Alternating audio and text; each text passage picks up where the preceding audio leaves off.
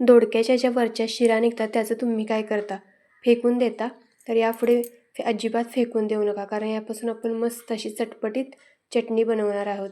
खायला मस्त आणि तोंडाला चव आणणारी अशी ही चटणी बघायची असेल तर व्हिडिओ शेवटपर्यंत नक्की बघा.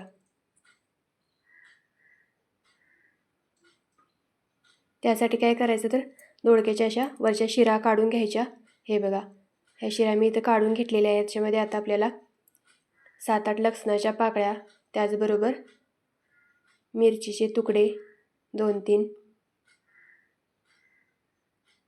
अर्धा चमचा जिरे, त्याचबरोबर थोडंसं मीठ टाकायचं आहे. जास्त मीठ टाकायचं नाही. आणि हे व्यवस्थित जाडसर असं बारीक करून घ्यायचं आहे मिक्सरमध्ये.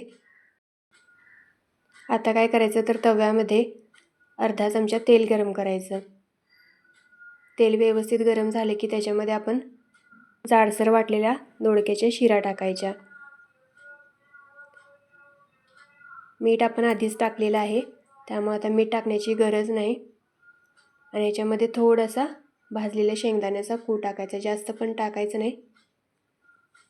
आणि हे व्यवस्थित 2 मिनिटं आपल्याला परतवून घ्यायचं आहे.